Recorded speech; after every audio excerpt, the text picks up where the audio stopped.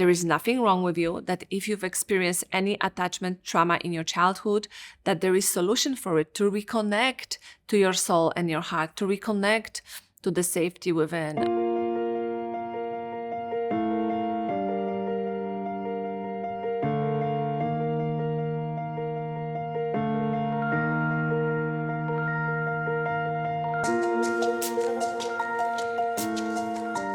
Welcome to Deeply Connected with Ludmila Woodruff. And today I would love for us to explore anxiety. I know every person I talk to has experienced or is feeling some kind of anxiousness, this anxious feeling. But more often than that, I hear that you are experiencing a lot of overthinking, overanalyzing, and staying in your head. And also you are trying to solve for the anxiety and the overthinking with more thinking. And then you find yourself just spiraling down and being stuck in this loop of inability to resolve for it, whatever that is happening for you. So first of all, let's really explore anxiety and why the approach with mindset itself won't help you to feel more calmer and connected. So in one of the previous episodes, I touched on nervous system regulation and how really understanding how your nervous system works is very supportive in everyday life. I start all my clients with tracking of the nervous system states. And why do I do that? Because your state will influence the way you think. So if you are in fight flight, meaning sympathetic nervous system response, that response is activated within your body, it will be very hard for you to have calming, supportive type of thoughts that can, give you some kind of solutions for what you are really facing. And a lot of high achievers that work with me, are very, very good at solving problems. They are great at decision making and planning, executing, and everything that is connected to becoming a high achiever and really going after your goals. Now, I don't say that mindset work doesn't matter. It does matter. But for the mindset work to really help you calm down and feel more connected, your body needs to calm down and feel connected first. And I know I had my clients say at the coaching session, Ludmila, this seems like a waste of money. This isn't productive. This seems so slow. When I say, let's get out of our heads and let's get into our chest, our throat, our stomach area, our gut, our solar plexus, it is so foreign to so many of us because we've been taught and we've been raised in a society that disconnects us from our body. And we are really praised for the ability to think and strategize and execute. And so many of us operate in this fight-flight responses. So why do we even feel anxiety? If you have grown up in a household where, let's say, you had parents that were alcoholics, or one parent that was an alcoholic, or a parent who was emotionally dysregulated and chaotic. I love my mom dearly. She was very loving with me. And till this day, and she will be 87 this year, she's a very chaotic person. She's chaotic because she grew up in a war as a child. So nobody taught her how to manage her responses. So if we had a parent that has been chaotic or emotionally reactive, or just didn't have ability to really understand and have awareness of how their own sympathetic activation impacted us, we had learned as children to feel anxious, to feel hypervigilant, and just be on the lookout for how to keep ourselves safe. Because when we really look at the physiology of us as humans, we need to feel safe in a body, safe and connected to be able to think straight. Okay, so and also feel calm.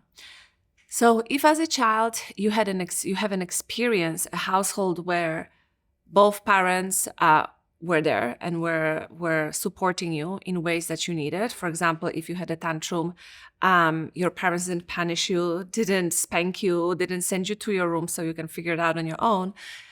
If you did have parents who sat with you and held space for you, you will be more prone to stay calm and connected in the moments of high stress.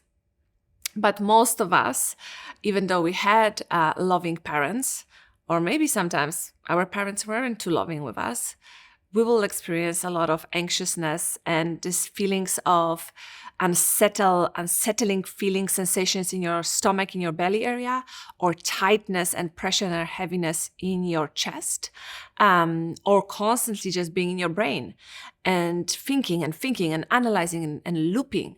And so many of us really need to understand, what can we do and what can you do to support yourself when you feel anxious and overwhelmed? One thing we're really missing in when we look at different types of therapies, I think now it's becoming more common, but for many, many decades and years, we would only treat the mind. So you would go to talk therapy, nothing against talk therapies, it works for a lot of people. And if you do experience a lot of anxiety, it might not be enough for you. So we would talk about feelings and how we feel and repeat and rinse the same situations, but the feelings of anxiety would be still there. Well, the missing component is the body, of course, like I mentioned before, and working with our nervous system.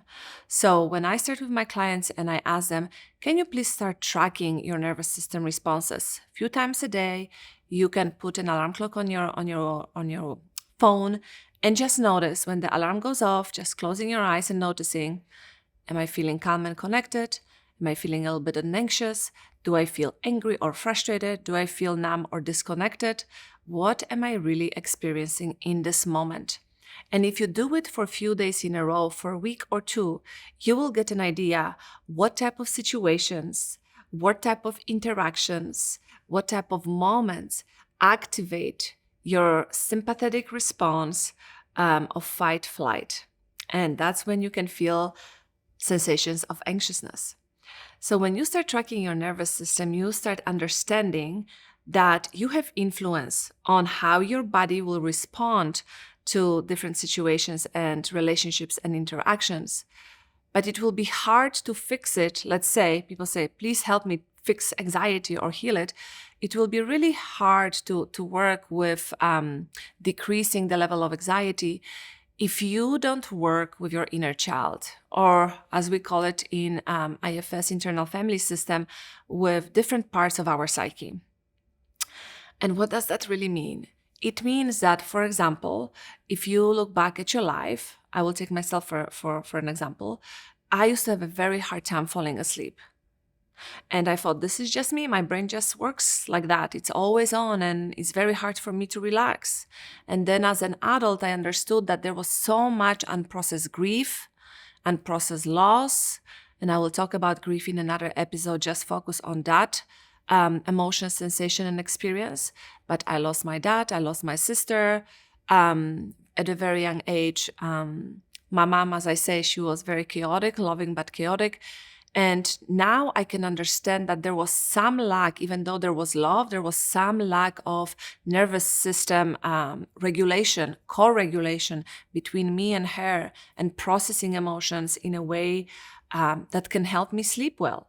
So if I have clients, and there are a lot of people that suffer from insomnia or wake up at night, doing breath techniques can help for a little bit, but until you really go to the root cause of the anxiety, you will be still waking up every night. So let me take an example. If you grew up in a house where your dad was prone to have explosive emotions and he would get really angry. So he would not hit you, he would not touch you physically, but he would just go into rage, maybe throw things, speak very loudly. Your whole body immediately, your nervous system, the neuroception picked up danger. There is a danger and I am not safe. So your body, of course, that it's an amazing job and it says, okay, we need to really protect ourselves, and it puts you in the sympathetic fight and flight state. Right now we are activated. And with years, you learn to be constantly in the state of activation because you don't know when your dad might act out or not act out. You have no idea. It is unpredictable. So some of us might adapt by just shutting down, completely shutting down, and some of us might adapt as children to be more in fight flight. And now you're an adult and you're trying to fall asleep and you are doing all the breath techniques just to, inhale for once and then exhale for two. And breath is amazing. But if you don't go to the root cause of this anxiety and insomnia, the breath, it's like putting a Band-Aid on the broken elbow, right? The breath that will transform you is more of a somatic breath that will take more than 2 minutes, and it will really change the physiology of your body. That type of a breath is very healing, and I do this type of breath with my clients in the sessions as well. But a simple breath of slow inhales, slow exhales, it is just a strategy to help you in the moment, but it will not solve for the root cause of anxiety.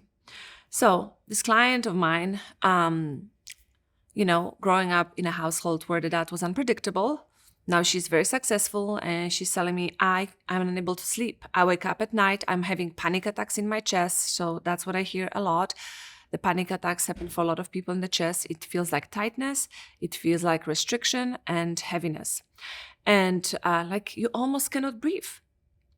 And so instead of just working on the sleeping and giving her strategies, we really need to go back, and we had to go back to her childhood and noticing how did it feel to be around this chaos and this unpredictability, and how to heal relationship with her father within her body, and how to heal and regulate the nervous system so she can be more in the parasympathetic response, and that means rest and digest, and also connection and safety. And when we started really processing, and you don't have to go back to every moment in the past, but we need to really notice what is the root cause. So when we noticed every time I want to express myself, or we are having a good day and then there is this emotional explosion, nothing feels safe. It doesn't feel safe to be relaxed. It doesn't feel safe to just not to worry. And we started healing those specific interactions and moments and relationship and understanding of her father and herself. She is not experiencing any more insomnia. She's sleeping through the night. And even if she wakes up, and that happens not very often, she's not coming out of bed like she used to, and she's not experiencing panic attacks, because we really took the time to address the younger parts of her and the memory in her nervous system that is still responding right now in her life and in her body as an adult. So physiology and psychology, it is very important to create the connection from bottom up and then from the top down experiences. And what do I mean by that? I mean, if you are in anxious response and you are feeling yourself really fidgety or unsettled, you need to first go into your body before you go up into your brain. If you feel like I'm connected and safe and I'm in a good mood, you have access to the prefrontal cortex and you have access to really making decisions that make sense because you are in a connected and safe state of being. So this is very, very important because a lot of high achievers ignore, and I know that because I used to ignore my body as well. I used to ignore any sensations in my body because I was taught feeling is not safe.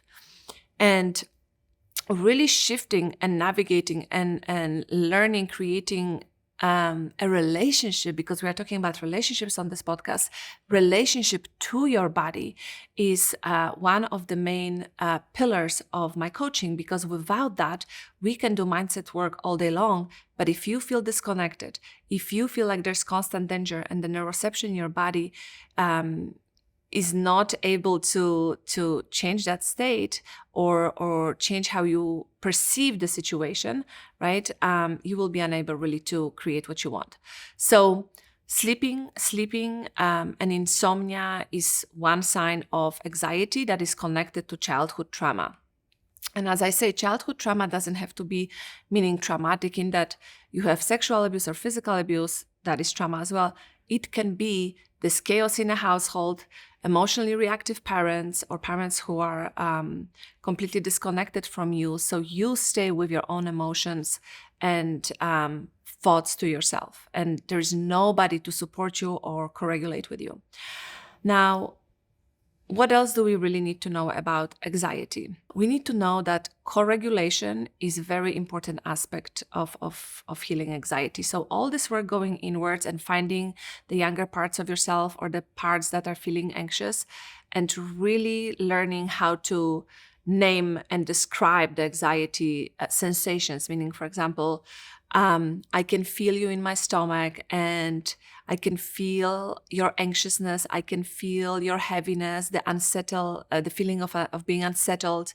I can hear, and there are always, not always, but for a lot of people, we can hear some thoughts and stories that come out from that part that is very anxious. Like, I'm so scared of success. I hear it a lot around money.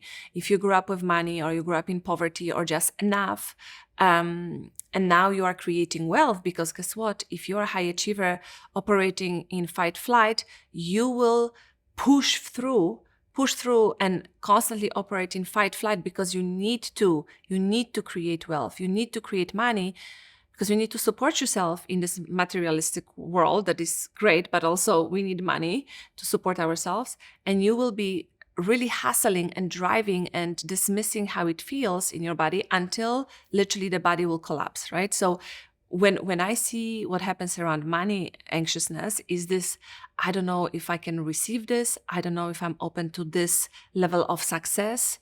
And as I say, it is very personal. It is very personal, because you might have overcome it and you say, I don't have any issues with up-leveling. But a lot of people really struggle with the money piece and receiving more and being worthy of it. But also there are so many thoughts around, am I capable of the next level? Am I capable of this responsibility? Can I really meet this person that I am today? Even imagine myself on this next level of wealth and impact and money and income. So when we go into this anxious parts and sensations in our body, like the stomach, for example, we start speaking into it, and we say, I really advise you to try it at home. Give it a color. A lot of people can feel black or red, depending on you, which color you will feel. So I'll advise, close your eyes and really do a body scan and check, where's my anxiety? Oh, it's in my belly. Which color would I give it? Let's say red. Is it stagnant or is it moving? It's stagnant, or it's really constricted. Is it hot or warm? And so you are starting to relate to that sensation in your body by creating a relationship and understanding with it. And then you can start asking questions to that part of yourself. It's literally reparenting in inner connection, right? Because when we want to create thriving relationships, we always think connecting to other people or to ourselves through our thinking. But there is also our body and sensations that are part of us. And this inner connecting with curious compassion, as Dr. Gabor Maté calls it, curious compassion, really helps you to notice, recognize, feel, and sense, and work with your body and those younger parts of you that are petrified or scared or, just feeling unsupported. So if you go in and you start, saying, this is red, it feels heavy, it feels constricted, or it feels unsettled, and we can start breathing now. Now we can start using some breath, but still talking to those parts. What do you need? How can I support you? Very often what happens in my sessions is that my clients can literally tap to a specific age. Not everybody. Sometimes we can't do that, but we find other ways. And specific situation when they were 9 or 7 or 6 or 10 or 15, we have different parts of our psyche. And when they start having the conversation with those younger parts of themselves, they truly receive what they need. And I want you to know that you have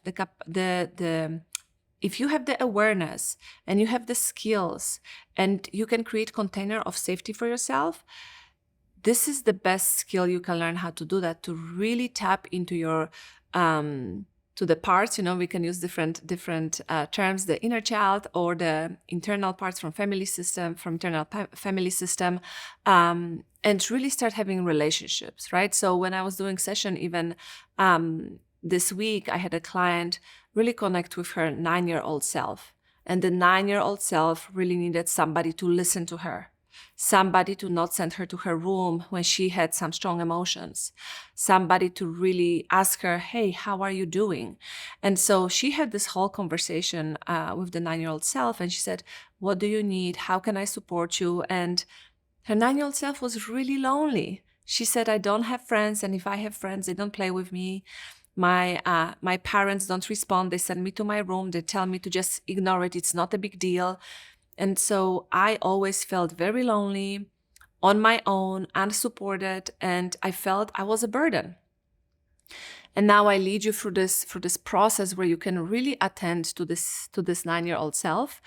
And by the end of the session, the client was so connected that the anxiety that she was experiencing in her stomach and her chest dissipated. Okay, so without the body approach, you won't be really able to start healing yourself. You will be literally putting band-aids on broken arms and broken legs. So we need to go to the source of what is causing the way you feel. What happens a lot in relationships, what I see is when you want to, let's say you are dating and you say, I really want to be in this connected relationship with a man who has a strong masculine energy. What it means is healthy masculine will look like he also can tap into his emotions, but he has a vision, he's strategic, he can be still, he can hold space. You feel safe when you are with him. He knows how to manage his emotions. So that's the feminine energy that he can really tap into and has a healthy relationship with. So I have a lot of high achieving clients who say, Miwa, I would love to attract this type of man. So when we heal in my process and we work with the emotions in our body and in our mindset, finally, those type of men start showing up. And what happens is we don't know what to do with them at that point, because what it requires of us is now I have the safe, regulated energy around me, and I am used to chaos, right? So when we are in the process of healing and growing and elevating ourselves, with my process, there are so many people that can help you, but I am here to help you as well. We get always, I can see the client doing the work, feeling so much better, having less anxiety, being more connected to herself or himself. And then we get to this point where we start dating someone, if you are single, and this person is really safe and can communicate and can call you out, because as high achievers, we're really, and I can speak about this because it was me. Don't give me advice. I know better. I will do what I want to do. Nobody will control me. And we hold on to this control, and because it's a safety blanket that we really have a hard time trusting. So now you attracted this high quality man or a woman, right? And guess what? You start feeling again some anxiousness and some thoughts of, I don't know if this is going to work, and you most likely will start sabotaging yourself. So I just want you to understand that this is normal. Just in the last week, I had a call with 3 of my clients, and all of them were exactly in this spot. They attracted men that were consistent, that were communicative, that would ask them, when do you have time for dating, and I will take care of it. Just tell me what you want, and I will give it to you. And my women were so amazed by how strong those men were coming towards them. And of course they were excited, but then they started slip back in a little bit into, can I trust you or not? And that requires another level of trust and openness and vulnerability. So again, we go back and we really check in with the body. Where is this showing up for you, where you want to slip back, or when you feel anxious? Where's this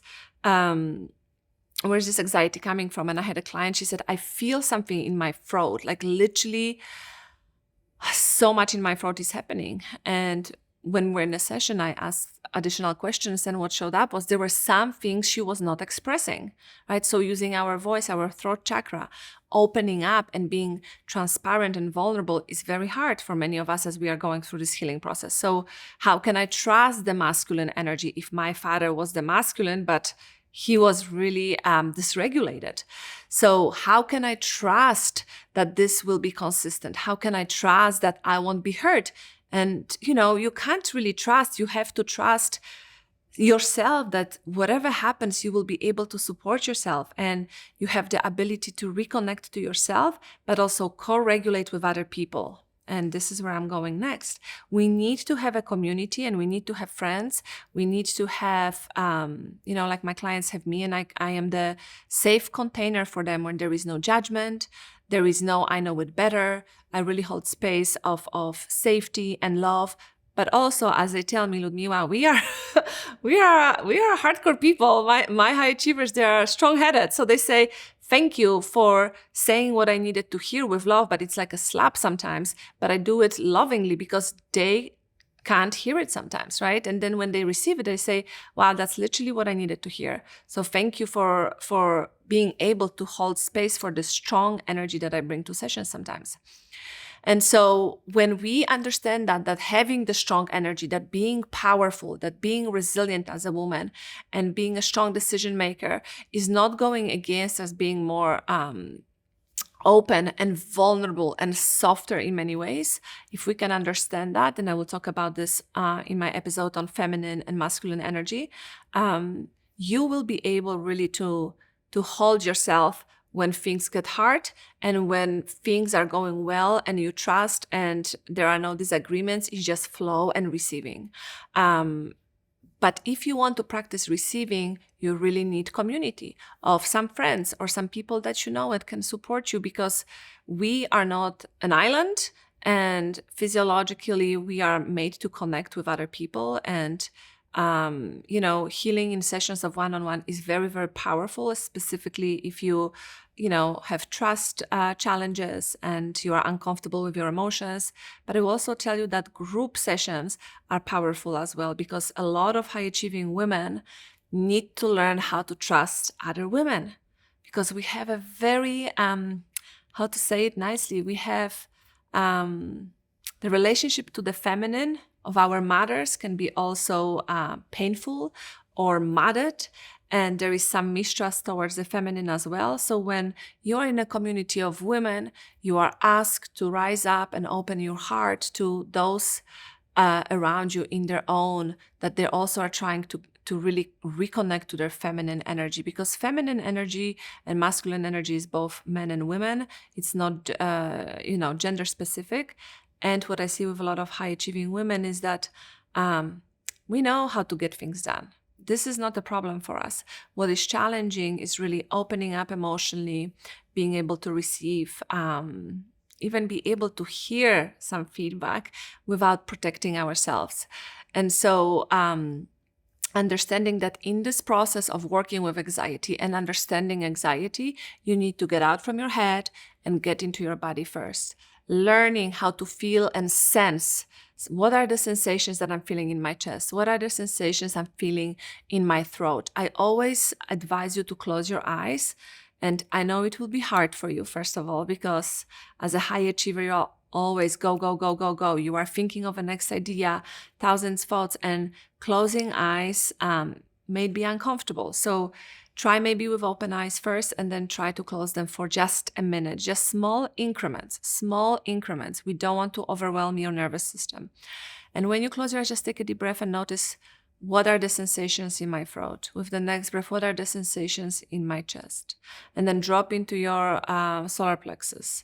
What am I sensing there? And then we go into your stomach. And then I go all the way from the hips and lower back, up the spine and to the shoulder blades, and back to your head and neck. And we really do a body scan that helps you to tune into yourself. Tune into yourself and get out of your head. And if you feel yourself going up to your head again, it's like, okay, there I'm back with all the thinking. Know that that's okay, that this is not a problem, and that you just need to be open to exploring your body, okay? So, for example, using grounding techniques just to get used to how things feel, right? So putting your feet on the floor and moving your toes, and how does that floor feel? Is it cold? Is it warm? That's, of course, external. but still working with your body in some way, in this way.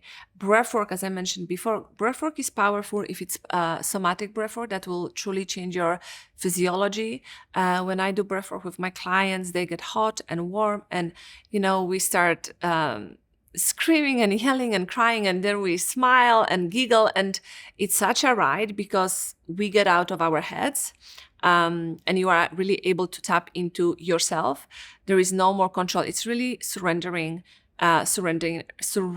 into your experience, and you get so much of a download and so much of like deeper understanding when that happens, when you are with the breath, that the mind is not playing a role so much anymore, because you are literally just letting go. And so those are the most important aspects to remember when we talk about anxiety. Anxiety cannot be fixed or healed or understood with just your mindset. You need to connect to your body. You need to work with the root cause of why you are feeling this way. And I will tell you, I have a lot of clients who really overcome this is what I need you to know. Anxiety doesn't have to be your normal. Anxiety doesn't have to be your normal. You don't have to wake up every day with anxiety. You don't have to go to bed every day with anxiety. There are solutions, there is support. And I want you to know that you are not the only one struggling with this, because myself included and a lot of my clients experience anxiety and overwhelm. And, it is not hard to feel this way when we live in this fast-paced world and society that is always more to do and more to think about, and a lot of stimuli to work with. So just knowing that, I think it gives you peace of mind that there is nothing wrong with you, that if you've experienced any attachment trauma in your childhood, that there is solution for it, to reconnect to your soul and your heart, to reconnect to the safety within, to reconnect to the trust, and really going more inwards and working on bringing all the parts of yourself back home, back to your heart, back to wholeness and calmness and peacefulness. Because when you feel peaceful, connected, and joyful, it is so easy to feel connected and so easy to feel the love and so easy to feel gratitude and thankfulness. But when you are in fight flight, it is very hard to connect to love. It's very hard to connect to safety. It's literally impossible. And one thing we need to understand, that the body doesn't operate in words. The brain wants to make all the meaning. The brain needs the completion, right? The brain needs to understand, why did it happen and why is it happening? How can I prevent it from happening? So the brain will constantly want to make meaning and create understanding and use words. And body doesn't use words, it uses sensations. So coming from the body first to your brain, if you are in this regulated state, the messaging from the body that the brain will receive will be very, very urgent, like feel like scarcity, feel like pretty much panic attacks and anxiety, in that you are drowning. So just understanding that brain and body need to work together. There has to be a flow, and there are a lot of ways of supporting yourself. So if you are struggling with anxiety, just know that there is a solution. I truly, truly hope that you will give yourself a chance to really sit with yourself. If you feel this is too dangerous or doesn't feel safe, you can also start shaking your body, dancing, jumping, smelling flowers, like using all your senses. So I want you to understand you can use all your senses to connect to parasympathetic safety and connection, digestion, and rest, right? So when I talk about relaxation, that's when I'm in this connected state and I can be around people and with others. I'm not isolating. When I'm triggered, I will be isolating, or I will be reactive with you, and you won't like to be around me in that space, right? So as I said, you can use your body in different ways. Besides going inwards, you can start dancing. You can start, if you are angry, punching pillows. You can stamp your feet. You can shake. Shaking is really great for regulation. Right? You can go on a walk. Of course, you have exercise. You can also use something that you enjoy eating, something that you can taste. What can you taste that really brings you to happy moments? You know, taste and smell and music can bring us to specific memories, can bring us to specific connections. So if you have food, and I don't say eat emotionally, correct? But if you have some food that really makes you come home and it doesn't create, you know, an excessive weight gain because you are now just capping out and coping, just you can try a small piece of something that feels like, oh, that felt like home, and that, not the home that you grew up in maybe, but that feels like the safe space that I can connect to. Like when I was with my friend out and we had this nice dinner and I felt cared for and connected, and we had this kind of food and it felt like, wow, I am cared for in this space. Also with drinking, like make yourself some tea, mint tea, chamomile tea is very calming. Everything that can be warm or cold, so temperature wise, can really regulate your body. So finding different ways of engaging with the nervous system and yourself from within and your body before you go to your mindset. So I'm really happy to share more. And let me know in the comments or find me on social media if any of those tips that I gave today, if you try them out, and if you find yourself really having a hard time connecting to your body. If that's the case, reach out and I can support you on just notice and find somebody else if that's what you feel safe with. But know that there is solution, know that there is nothing wrong with you, and that there is another way of being than constant state of anxiousness. And remember, may we all be deeply connected to ourselves and those around us.